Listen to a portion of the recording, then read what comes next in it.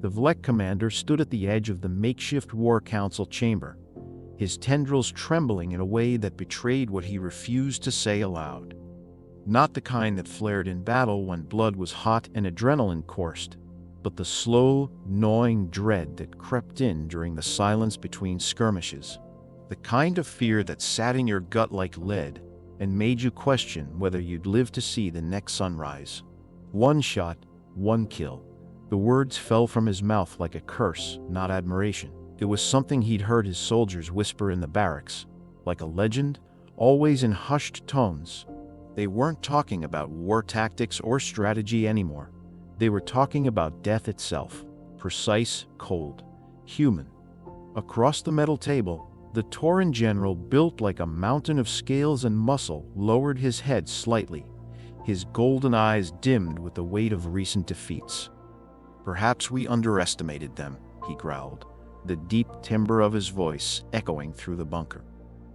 "We didn't understand what they were. That's what it came down to. Misunderstanding, misreading the enemy. When humanity was first admitted into the Galactic Coalition, if only as observers, no one paid them much mind. A backwater species from a blue planet on the edge of a minor spiral arm. Their technology was modest, their presence in the stars still a novelty. But then the fighting began on Crux 4, and within weeks of deploying human troops, something changed. The war, which had once followed predictable rhythms, frontline clashes, orbital bombardments, siege maneuvers, turned into a whispering kind of slaughter. Patrols vanished. Officers dropped dead mid-sentence. Units refused to march past certain zones, swearing they'd seen movement in the rocks, only for scans to return nothing.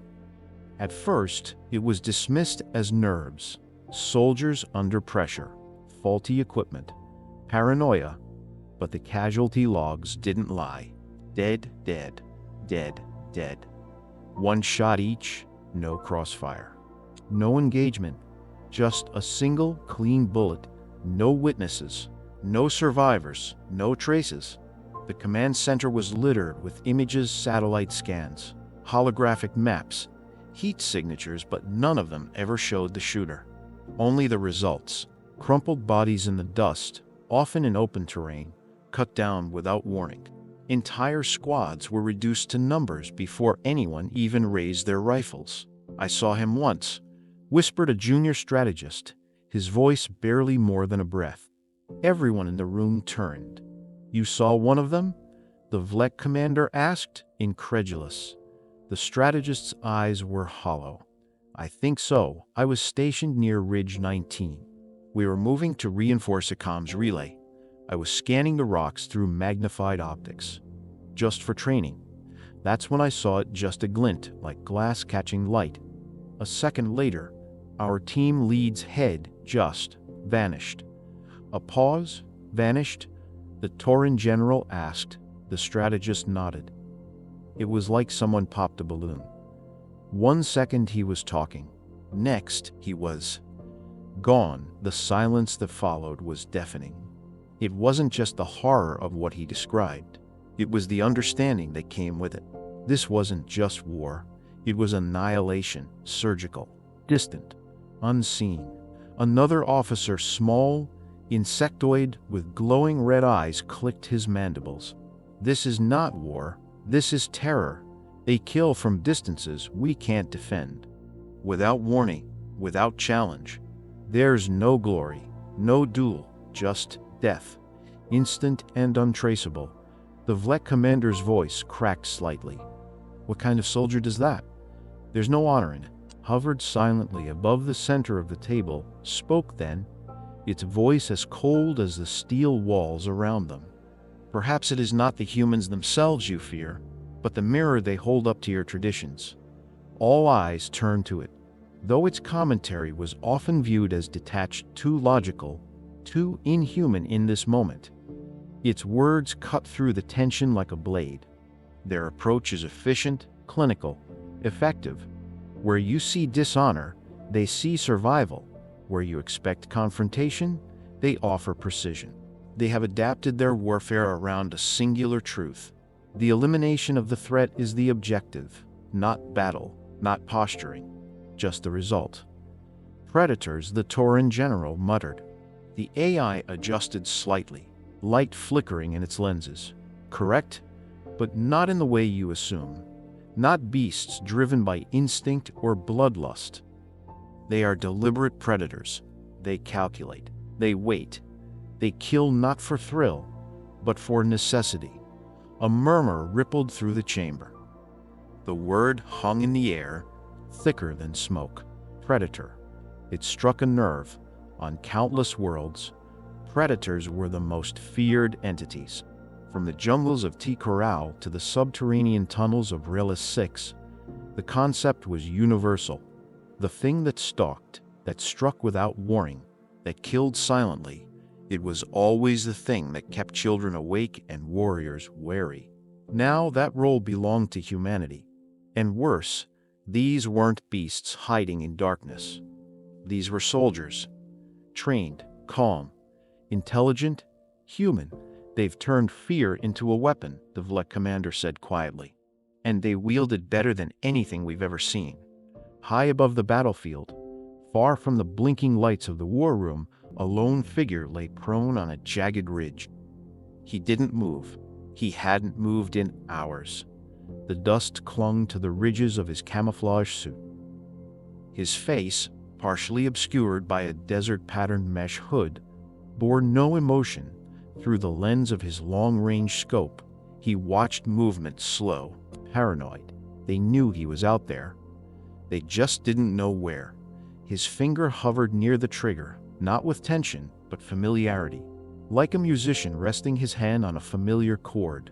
He didn't need to shoot. Not yet, not until the perfect moment. The kind of moment only snipers recognize: the slight pause in a step, the hesitation before taking cover, the exposed backplate when a soldier thought he was safe. That's when the bullet flew. By the time anyone turned, it was already over. Back at the War Council, the sense of helplessness thickened. Commanders barked ideas: deploy counter-snipers, flood the field with drones, set traps, use bait units, but none of it had worked before. There was always a flaw. The snipers never took the bait. They never moved unless they had to. They never gave up a shot unless it counted. What terrified the coalition most wasn't just that human snipers were deadly. It was that they were invisible. They had no identity, no personality in the fight. No signature, no taunts, no monologues. They were whispers of death in the wind. The Vlek commander finally spoke again, his voice heavy. They've already won something more valuable than any battlefield. What's that? Someone asked. He looked around at the pale faces, the slumped shoulders, the unspoken dread. Our minds, he was right.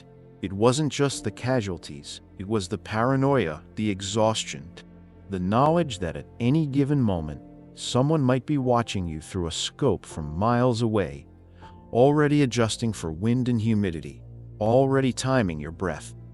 And you'd never know it. The humans didn't need to destroy the coalition. They just needed them to destroy themselves. They had come to Crux 4 expecting another conventional war. For decades, the Galactic Coalition had faced conflicts across the outer sectors, uprisings, territorial disputes, and occasional full-scale wars with rogue empires. The Coalition had protocols for this sort of thing. Battle formations, orbital bombardments, strategic deployments of armored divisions, artillery lines, and air support. It was all calculated, ordered, predictable. That was before the humans arrived. At first, they were barely a footnote in the intelligence briefings. A newly admitted species from an isolated planet, carbon-based, bipedal, emotionally volatile. Their military technology, while rugged, lacked the polish of the older empires. Their starships looked primitive, their weapons outdated. The coalition had laughed. Not aloud, of course. Diplomacy demanded civility, but the sentiment was clear. Then the first sniper kill reports started trickling in, then flooding. Entire platoons wiped out without engagement. No exchanged fire, no warning shots. Just a sharp crack in the wind, and one less commander on the field. They weren't fighting soldiers. They were facing hunters. No one at the War Council wanted to say it outright, but the truth had begun to take root. The AI, clinically impartial and unburdened by tradition, said it plainly: humans have not evolved as warriors. They have evolved as predators. In that moment, a shift occurred. Traditionally, the coalition celebrated honor and valor. The Drakathi staged ritual battles before engaging. The Larans announced their arrival with flare drops to warn the enemy. Even the Tauren, known for their brute strength, fought face-to-face with roaring declarations of intent.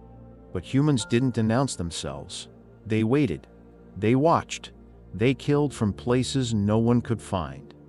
A true predator. The sniper on Ridge 27 didn't think of himself as a soldier. He wasn't out there for flags, speeches, or glory.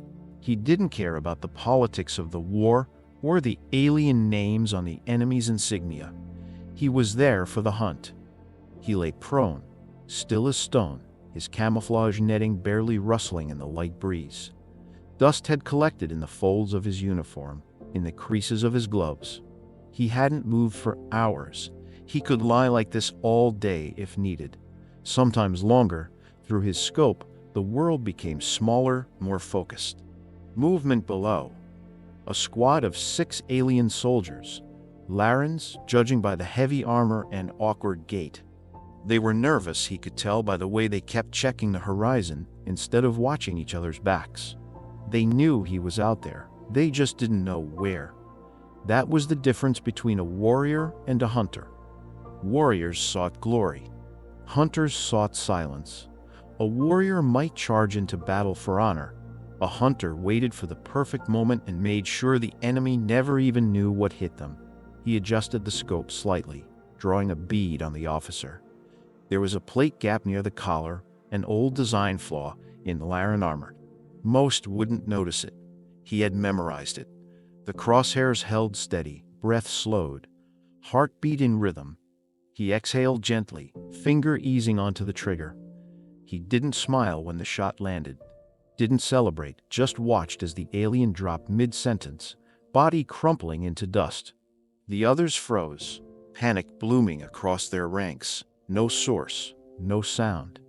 He was already moving, rolling back behind a ridge, shifting to a secondary position. Never stay in the same place twice. That was the rule, and rules were what kept hunters alive. The War Council on Crux 4's western base buzzed with stress. They don't engage, one of the coalition commanders barked. They don't respond to challenges. They don't even broadcast comms because they're not warriors, the AI repeated. You're expecting a duel. They're executing a hunt. The Tauren general pounded a skilled fist on the table. This is war, not some backwoods slaughter, is it? The AI responded. Define war. Silence. The AI pulsed a new holo display into the air. Charts, kill ratios, engagement times, terrain overlays. In every metric, the human sniper program was outperforming expectations. They don't hold territory. They don't plant flags. Their goal isn't to control. It's to deny, to instill fear, to collapse morale, and they do it with astonishing efficiency. One of the insectoid tacticians clicked nervously. We've encountered ruthless enemies before. Ruthless is not the same as predatory, the AI corrected. You've met warriors who wanted to win. Humans want to survive. And the most effective way to ensure survival is to become the thing no one wants to face. They lack honor. The AI tilted in the air, optics gleaming. They value survival over honor. You value tradition. They value adaptation. It was the ultimate insult in coalition culture to fight without pride, without the pageantry that gave meaning to war. But that was the human advantage. They didn't need meaning. They needed results, and they were getting them. Back in the hills, the sniper and his spotter communicated without speaking. A series of hand signals, barely noticeable, exchanged beneath the mesh. It was a rhythm they'd refined over months, no years of deployment together. No radios, no chatter, just trust and instincts. Another target moved into view. A logistics unit trying to reposition supply crates near a burnt-out transport. The sniper didn't fire. Not every opportunity was worth the shot. Ammunition mattered, silence mattered more. He waited. The spotter, somewhere in the rocks behind him, would be tracking flanking movements, potential enemy snipers, and ambient noise signatures. Together, they formed a single unit, eyes, ears, and a deadly finger. What set them apart wasn't just the technology or the training. It was mindset. While the coalition talked about bravery and banners, human snipers trained their minds to become patient, methodical, and unemotional. Emotion was a liability. Sympathy was fatal. Hunters didn't feel pity for prey. They tracked, they waited, they killed. Back at the base, another council was forming. A new alien species, the Vashel, had just suffered a catastrophic ambush. Their entire recon wing had been eliminated in less than 30 minutes. No return fire, no survivors. The footage was chilling. One moment, movement, the next, silence. All that remained were heat signatures fading in the sand. A Vashel lieutenant, trembling slightly, leaned forward. We didn't even know they were there. It was like death had eyes. That's how they fight, the AI said. They don't approach war as a clash of armies. They approach it as extermination. And we're the vermin, the lieutenant whispered. Correct. The phrase echoed in the minds of every species present. Humanity didn't see them as equals on the battlefield. They saw them as obstacles, as targets. And that was what made it all so terrifying. There was no desire for conquest, only elimination. On Ridge 41, the sniper adjusted his position again. His rifle nestled into the rock, balanced like an extension of his body. He'd eaten a ration bar 7 hours earlier. Hydration tubes still fed into his mask. Time blurred. He had become part of the terrain, breathing with the planet. Listening to the wind, he watched 2 more figures approach a command post on the valley floor. Probably officers. Probably worth the shot. He checked wind speed, humidity, distance, barometric shift. Then he moved his hand away from the trigger. Not yet. The shot could come tomorrow, or in 20 minutes, or not at all. What mattered wasn't the kill, it was the message. Humans didn't need to fire to control the field. They only needed to exist. Threat of a sniper was often more paralyzing than the bullet itself. And in that silence, in that fear, humanity flourished. They are redefining war, the AI said in the command tent. What you call dishonor, they call victory. What you call cowardice, they call preservation. They've evolved not just physically, but culturally, emotionally, tactically, but they are still flesh, the Vlek commander growled. Still killable. Yes, the AI said. But first you have to find them. And no one had. Not yet. The coalition commander didn't hear the shot. That was the worst part. He didn't hear it. No one did. One moment. Field Captain Solvak was speaking tactical update, discussing deployment timing, and the next. His head jerked back as if tugged by invisible string. A hole bloomed clean through his helmet, right between the eyes. His body crumpled silently. No screams, no alarms, just silence, and then panic. The rest of the squad froze. Every one of them turned their heads in different directions, instinctively scanning the rocks, the sky, even the ground. But there was no visible enemy. No muzzle flash. No telltale shimmer of cloaking tech. Just the eerie realization that death had come and gone before they'd even known it was nearby. It wasn't just the loss of their captain. It was how he was taken. It was the message in the silence. A message sent from somewhere nowhere and received not with ears but with the pounding of fear in their chests. That one shot sent shockwaves through the entire battalion. Back at the command outpost, news of the captain's death arrived through a garbled transmission.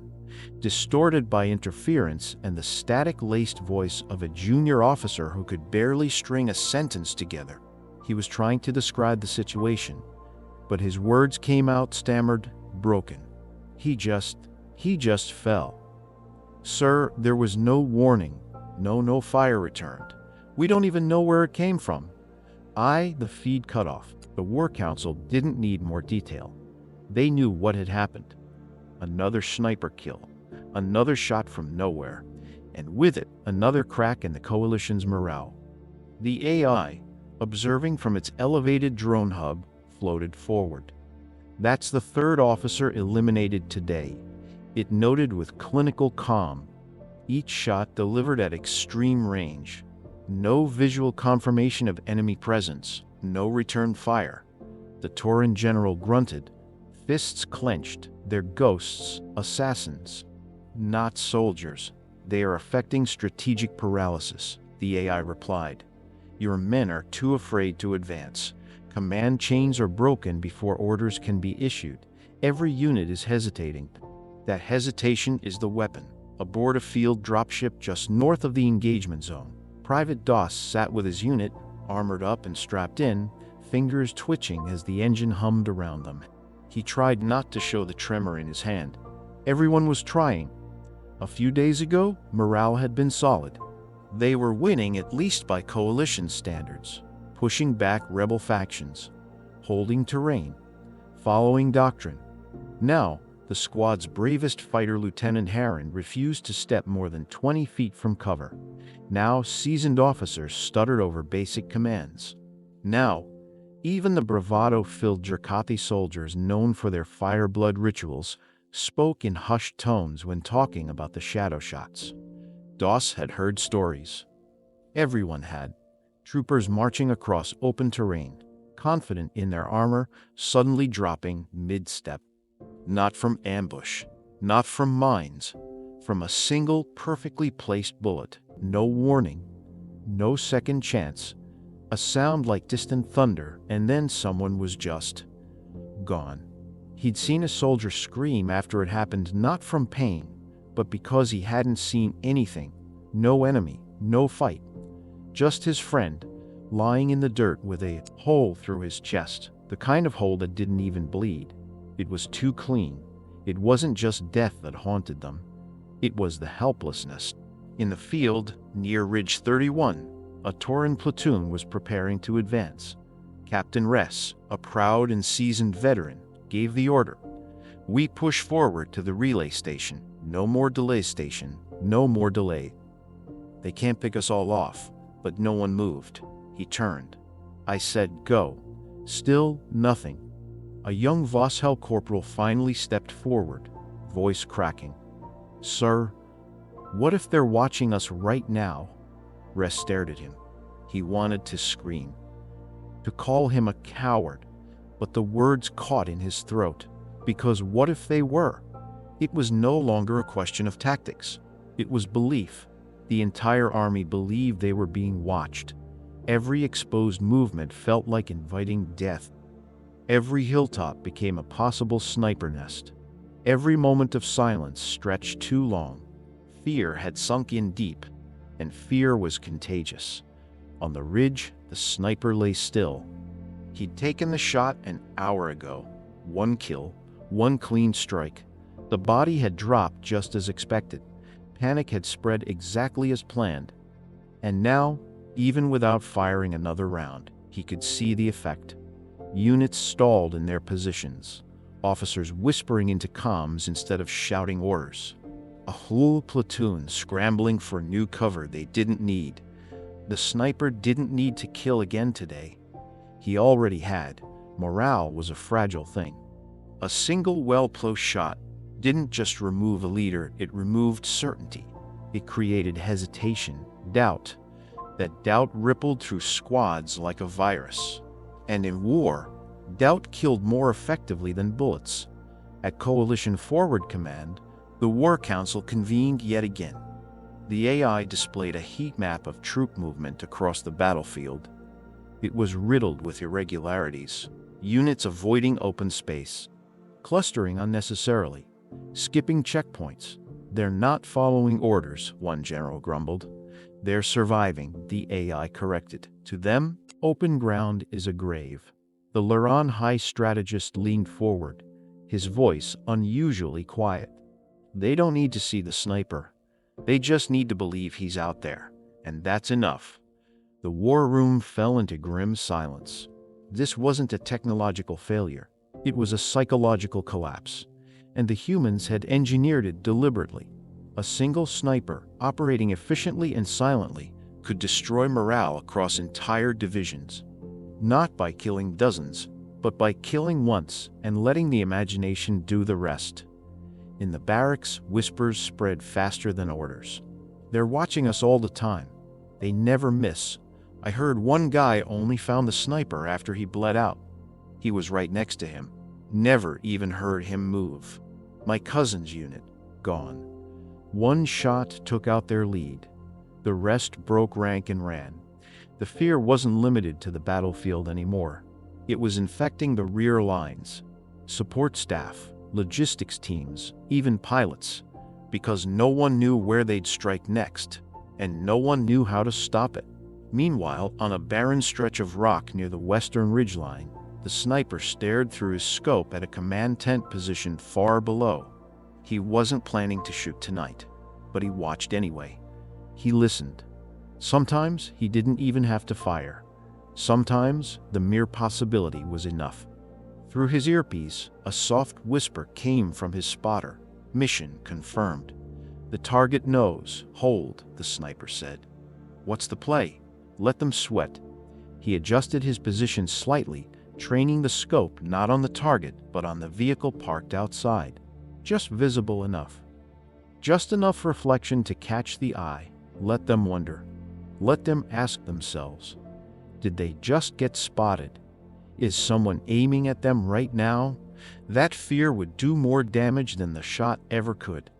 3 hours later, the commander in that very tent ordered a full repositioning of his outpost, burned resources, risked supply chains, and pulled back from a strategically valuable plateau. Why? Because he couldn't sleep. He kept imagining a glint in the darkness, a whisper of movement, a breath of wind that might carry the next bullet. He had never seen a sniper, but he had felt one, and that was all it took. By the time the coalition held another strategic review, even the most hardened generals were struggling to maintain composure. Reports poured in from every front, entire squadrons refusing to cross open terrain, engineers deserting posts mid-repair, medics requesting reassignment from frontline zones due to unseen threats. The AI delivered its conclusion with a calm tone.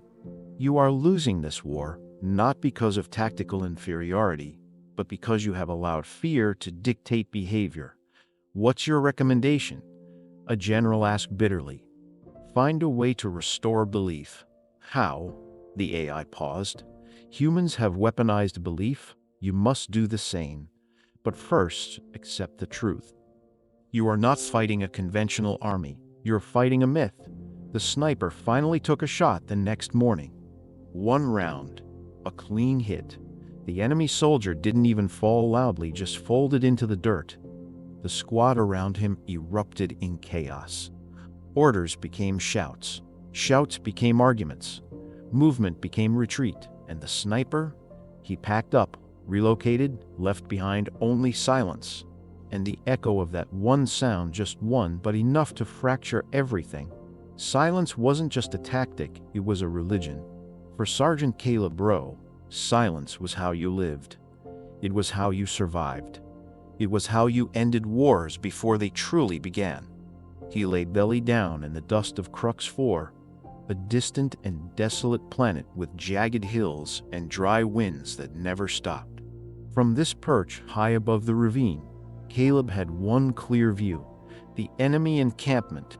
Tents were scattered haphazardly. A mix of alien species, mostly Larans and Tauran, moved around lazily. Patrols were weak, discipline was slipping. Good, that made them easier to study. He hadn't moved in 4 hours. He would remain motionless for 10 more if that's what it took. That was the life of a sniper. It wasn't about glamour, medals, or headlines. It was about doing the job no one else could, in places no one else dared to go, under conditions no sane person could tolerate, and doing it with precision so sharp it looked like artistry from a distance.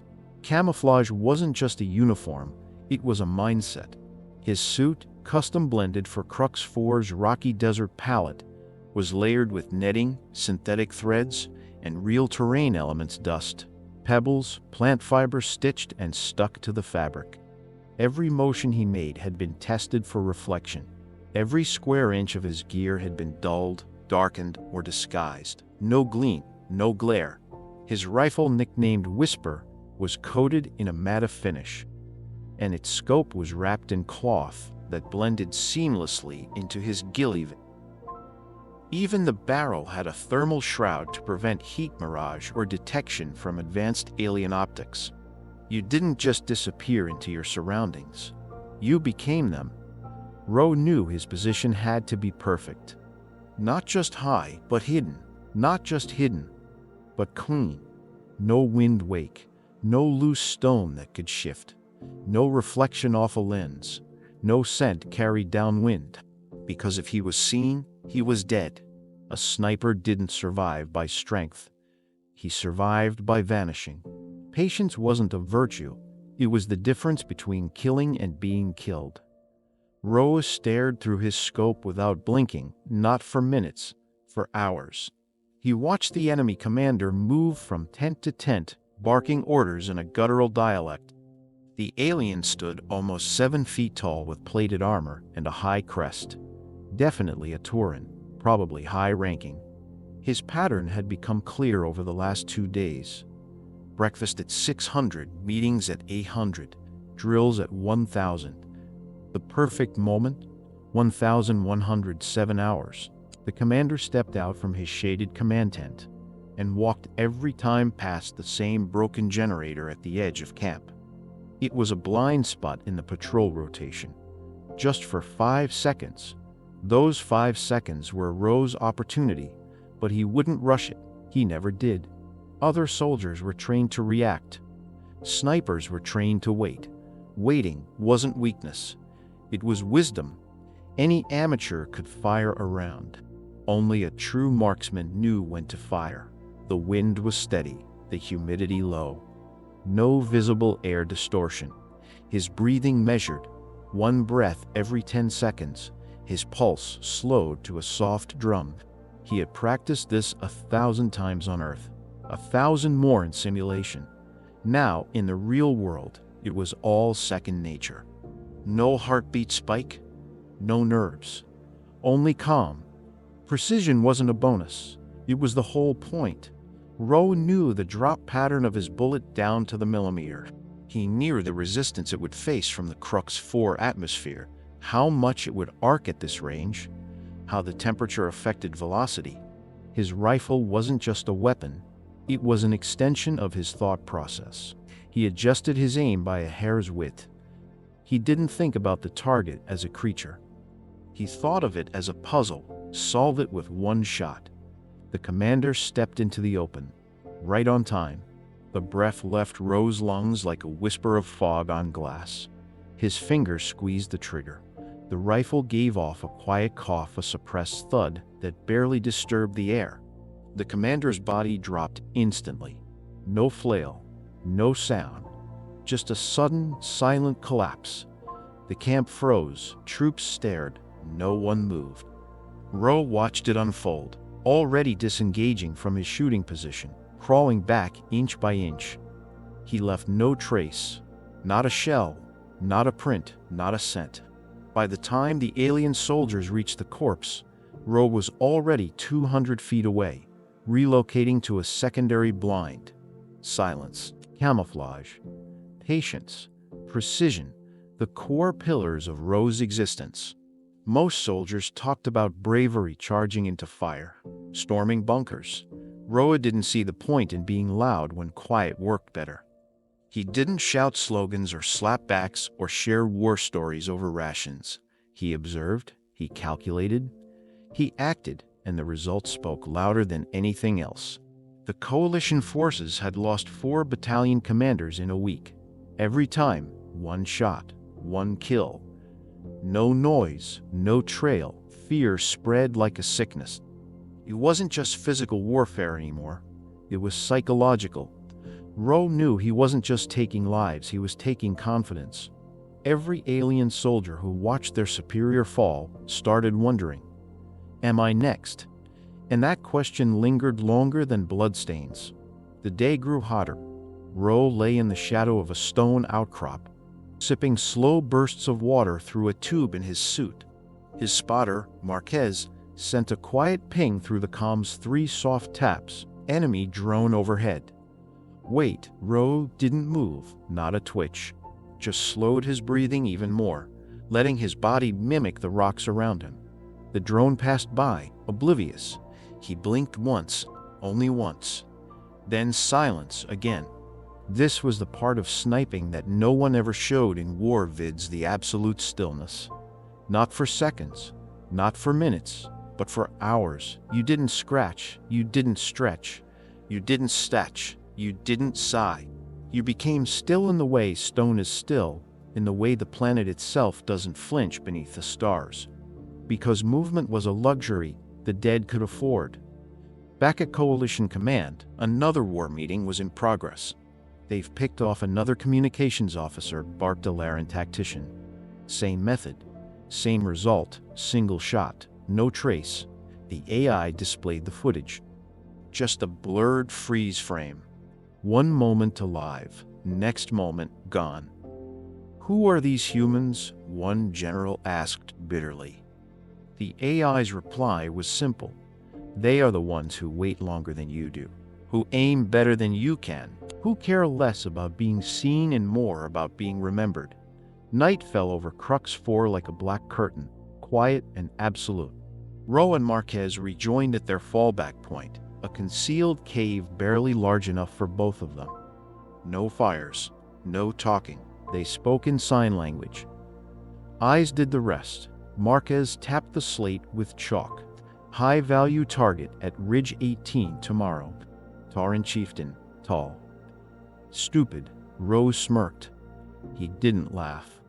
He rarely did, but a half-smile broke across his face. Targets came and went, but strategy remained the same. Silence, camouflage, patience, precision. That was their creed, not written in any book, not spoken aloud. Just understood deep in the bones, under the skin, at the level where instinct and training became one. He checked his rifle once more, cleaned the chamber, ran diagnostics on the scope, calibrated the wind compensator, even though he already knew it was perfect. Marquez lay down across from him, already fading into the terrain like a ghost under a blanket of shadow. Rowe followed suit.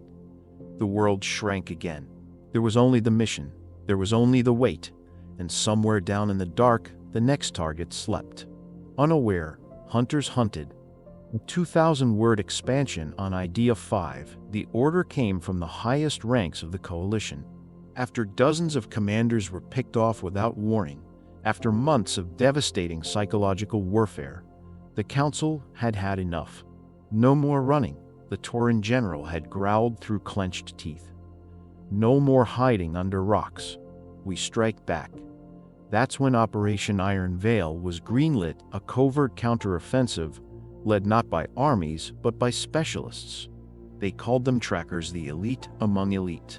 Cross-species operatives trained in shadow warfare, silent movement, terrain adaptation, and counter-sniper tactics. 6 were chosen, each from a different species, each with confirmed kill counts in the triple digits. Each bred for war. They were sent not to engage humans in the open, but to track and eliminate the most elusive threat the galaxy had seen in decades: Earth snipers. It was the Coalition's boldest move yet, and in their eyes, their last chance. Sergeant Caleb Rowe didn't know their names, but he felt their presence. He lay in the dust on the upper crest of Ridge 43, overlooking a hollowed-out valley where enemy transports moved slowly in and out of camp. It had been 2 days since his last shot, 1 kill, one officer, and since then, things had changed. The soldiers below were more disciplined. Movements were tighter, patrols staggered, no open walks, no exposed ranks. The arrogance was gone, replaced by caution and paranoia. But that wasn't what concerned Rowe most. It was the pattern. In his scope, he spotted something different today. Someone was watching the watchers. A group of 6 figures moved together along the far ridgeline, almost invisible, save for the way they disrupted the dust in coordinated intervals. They weren't part of the routine patrols. They weren't alien soldiers afraid of snipers. These ones were hunting, and they knew what they were doing. Tracker Unit Echo 7 was the Coalition's most expensive asset. Decades of training, billions of credits in genetic enhancement and tactical conditioning poured into 6 deadly operatives. Unlike regular troops, they didn't communicate over open channels. They used touch, light pulses, and even heart rate syncs to relay intent. They moved like water, like air, invisible until the moment they struck. Their mission: locate and neutralize Coalition Designated Sniper Unit Delta 5. Target: Sergeant Caleb Rowe. Threat level: maximum. Echo 7 had studied the sniper's kills, the angles, distances, and escape patterns. They analyzed satellite data, magnetic disturbances, even shifts in bird migration to find anomalies in the terrain. They tracked changes in heat signatures barely distinguishable from natural decay. And they were close, so close, they could almost hear the wind stirring his camouflage netting. Rose sensed it like a tremor in his spine. He couldn't see them, but his instincts, those primal battlefield-hardened instincts, told him he was being hunted. It wasn't fear, it was awareness. He adjusted his scope not toward the base, but toward the high ridge opposite his position. He dialed back the magnification and scanned slowly. There. A glint, not a rifle, not a helmet, just a reflection for half a second. Then gone. But it was enough. He didn't fire. Firing was temptation. Firing would expose him. And he knew whoever these people were, they were waiting for that. Instead, Rowe did what no Coalition soldier expected. He retreated. Inch by inch, he pulled back from his perch, blending into the rockscape like a ghost melting into fog. He had become the hunted, but that didn't mean he wasn't dangerous. The lead tracker, designation Alrix 9, crouched silently on a narrow ledge, using only peripheral vision. Human snipers were fast, but more importantly, they were patient. That was the danger. It won't be easy. He had warned the unit earlier that morning, using low-band vibra speech. This human doesn't move unless it matters. He's ghosted us 3 times already. The tracker closest to him, a Creelan named Tur, tapped once on the comlink node. Enemy has shifted. East slope, estimated reposition in progress. Alrix blinked once. Confirmation. They moved, not fast, not loud, 1 step at a time. Like predators, Rowe reached his fallback nest 20 minutes later. A hollow beneath a collapsed rock shelf, shielded from drone passovers and infrared by a mix of reflective foil and the local terrain. He didn't move for 10 more minutes, just listened. Silence, but not the good kind. The air felt tight. The temperature had dropped a fraction of a degree, barely enough to notice, unless you'd been lying in the same dirt for 6 days straight. He reached slowly to his left, brushing aside a pile of dust to reveal a thermal decoy pad and an old Coalition helmet he'd taken from a battlefield weeks ago. He placed them carefully on the edge of the shelf, aiming the helmet outward toward where he guessed the trackers were headed. Then, like a shadow, he disappeared again. It was bait, and he hoped they'd bite. Ulrich spotted the helmet first. It looked perfect, natural, abandoned, real. His translator clicked softly. Thermal spike detected. Tur raised his rifle. He's nearby. The team fanned out, forming a semicircle. Movement. A shimmer. Ulrich took the shot. The helmet exploded. No blood. No cry. Just silence again, Tur cursed. Decoy. Ulrich's eyes narrowed. He's watching us. From above, Ro smiled grimly. He watched Tur's backup scope rigged from a disabled scout drone, mounted behind a stone outcropping. It had no offensive capabilities, but its view was perfect. He saw them, 6 figures converging around the false nest. Efficient, trained, deadly, but they'd just taught him something. They were willing to expose themselves to confirm a kill. That was their weakness. He shifted again, crawling low into a ravine that opened into a secondary overlook. It gave him partial line of sight, just enough. He could take one of them, but not yet. The key was disruption. Snipers didn't just kill bodies, they shattered confidence. Echo 7 had spent their careers breaking hardened enemies. They'd infiltrated slaver rings, rebel cells, and underground bunkers across 7 systems. But this was different. Their enemy wasn't shouting threats or firing wildly. Their enemy was silent. Even now, they didn't know where he was. Tur moved forward, then stopped. A sound, barely audible. A whisper on the wind, then another helmet. This time, no thermal signature, but a motion-triggered speaker let out a single recorded whisper. Too slow, Ulrich whipped around. But there was nothing there. Just shadows.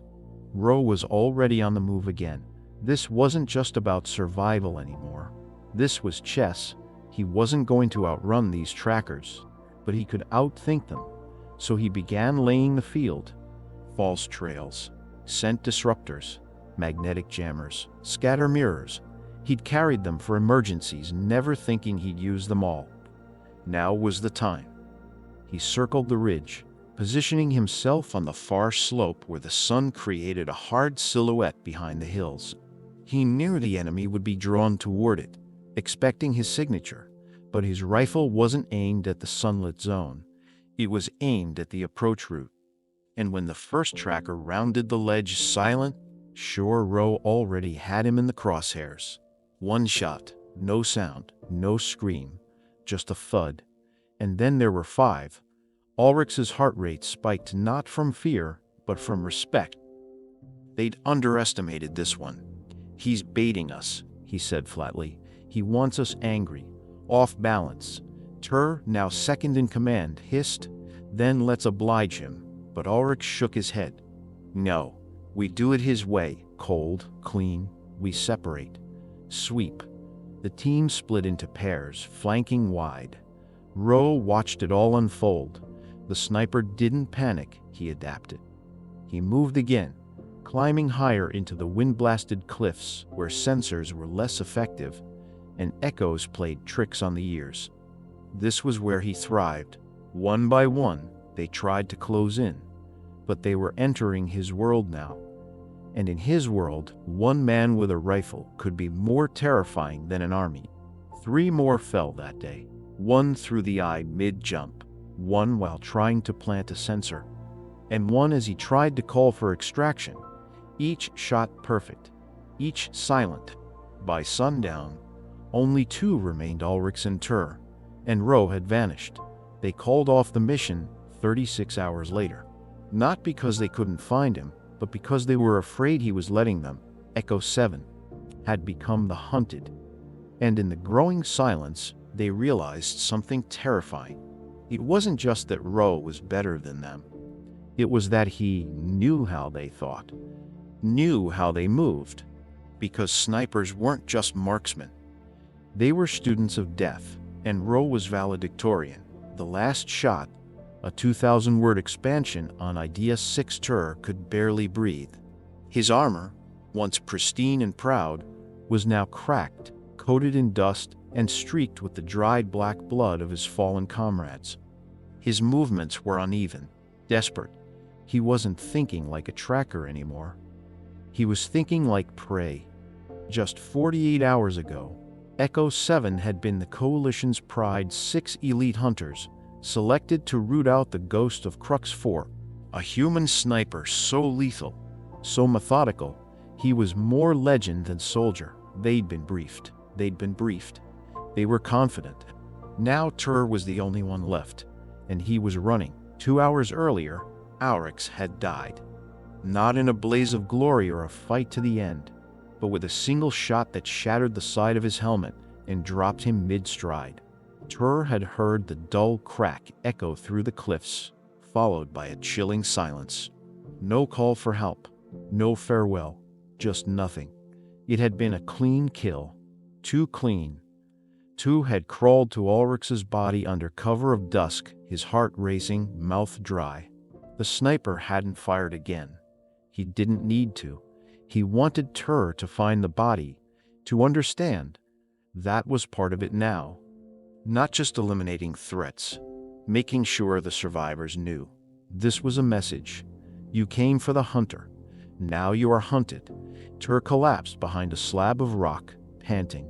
He activated his last remaining sensor drone and launched it into the air. Its optical feed showed nothing. No movement, no heat signatures, no visible threat. But that meant nothing. Because the human wasn't about visibility. He was about inevitability. Tur had watched him take down 5 of the best warriors in the galaxy, none of whom had even fired back. That was the most terrifying part. No firefights, no standoffs, just the distant sound of death. One shot at a time. Sergeant Caleb Rowe adjusted his scope. He didn't feel satisfaction, not even relief. This wasn't personal. This wasn't revenge. It was routine. It was what he was trained to do, and what he was still doing flawlessly.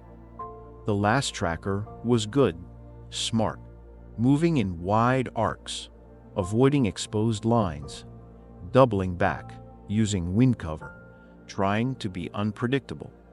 But Rowe had watched too many like him before. Fear made patterns, and patterns made targets. He waited. Tur emerged on the other side of the ridge, head low, weapon up, scanning like mad. He moved fast but inefficiently, burning energy, overcorrecting his route.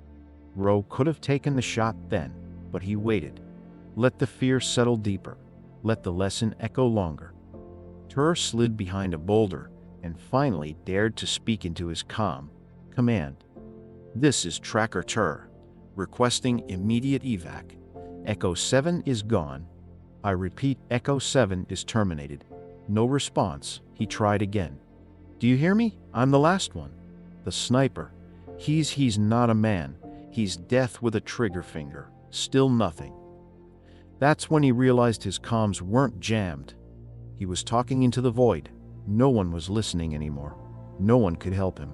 Rowe made the call. He exhaled slowly, his cheek resting on the stock of his rifle. He lined up the shot center mass. The chest plate had a visible stress fracture from earlier terrain impact. The armor would give. He didn't pull the trigger right away. Instead, he whispered, more to himself than anything else. One left. He squeezed. The shot rang out softly, and Tur fell forward, lifeless. His body slumped against the rock like a puppet with its strings cut. Echo 7 was gone. 6 trained killers taken down without a scratch on the sniper. The hunt was over. High above the battlefield, Rowe watched the still form one last time, then packed up his gear with practiced care. He had no interest in trophies, no joy in victory. He wasn't even thinking about the mission report. He just knew the job was done, and the message was clear. You don't hunt the hunter. Back at Coalition Command, silence filled the war room. The feed from Echo 7 had gone dark hours ago. All telemetry flatlined. Even their drones went offline. The generals didn't speak. The advisors had no data. Only the AI dared to break the silence. Operation Iron Veil has failed. Echo 7 terminated. No survivors. How? The Tauran general asked, barely louder than a whisper. Same method as before, the AI replied. 1 shot per kill. No counterfire, no compromise. Another officer stood. That sniper. He's just one man. The AI processed the comment before responding. No. He's not just one man. He's proof of something far greater. The room turned toward it. In every war, there are warriors. But humans produce something else entirely. Precision incarnate. Discipline honed to a lethal edge. Patience weaponized. He is not simply a soldier. He is the echo of centuries of evolution designed to outthink, outwait, and outshoot his enemies. The silence deepened. Then the AI said the one thing no one else dared voice. You're not losing because of your strategy. You're losing because you're afraid. That night, Caleb Rowe sat beneath the stars, his rifle cleaned, his hands steady. He didn't think of the 6 he had taken down. He didn't celebrate. He didn't curse. He just waited because he knew this wasn't the last time. They'd send more. They always did. But the ones who survived, if any ever did, would carry the story back.